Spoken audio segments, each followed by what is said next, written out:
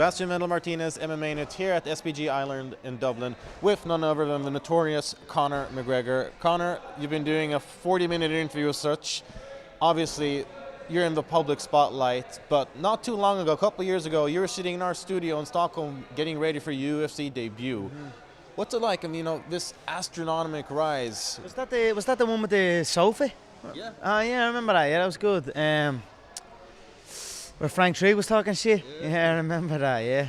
Going from that to like. Yeah. What now, Frank? Fucking yeah. No, it's been good. I've been training. 2 hours training now, an hour interviews, and now you're here. So this is the life we've chose. It's hectic up here at the top, but nobody, and I mean nobody, does it better than me. That's very true, very true. And when you look back at, like, for example, this moment here, knocking out Marcus Vermage, like, looking back at those points, where do you feel like, the progression is going? Like, at what point did you feel like you went from challenge, like, contender to champion material? I came into the promotion as a two-weight world champion, featherweight and lightweight. A feat no one had achieved before me, so I was ready for the gold. I came in as a world champion. I remained a two-weight world champion. In my head, I was a two-weight world champion. So I never came into the UFC, had some fights, and was like, now I'm ready. I was ready from the bell. Yeah. All right, now you're coming off, the biggest win of your career, knocking out Chad Mendes, getting the interim world title. How many times have you had the chance to see the fight since then? I watched it a couple of times. Haven't watched it in a while now. I watched it a couple of times after the fight. But not too much. Is there anything you think you could have done better, or anything that you feel you could have worked on? Of course, there are a million things in every single contest, win or lose.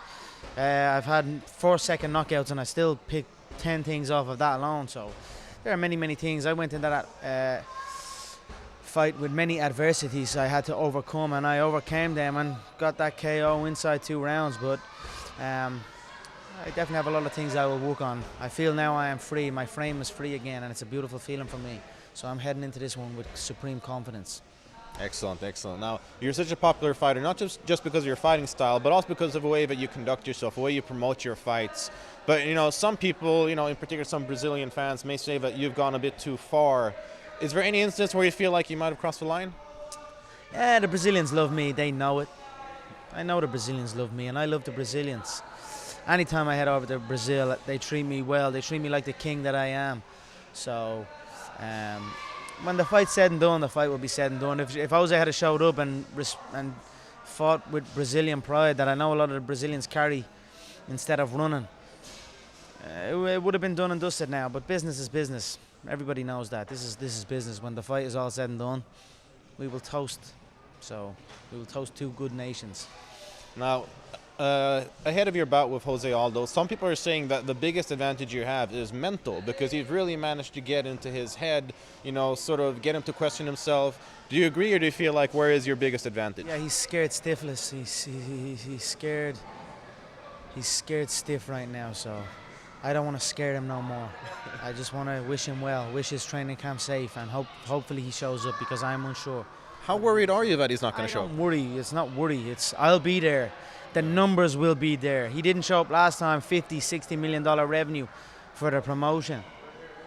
So I'll be there, and the numbers will be in the $90 to $100 million mark. The fight will be spectacular. Anytime I show up with venom.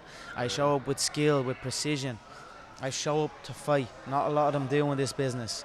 So there's no worry in it. If he doesn't show up, I cannot force a man to learn from his mistakes and errors. If he does not learn, that's his own fault. He must step back and learn how to prepare for a high-level world title fight. All right. And a final question.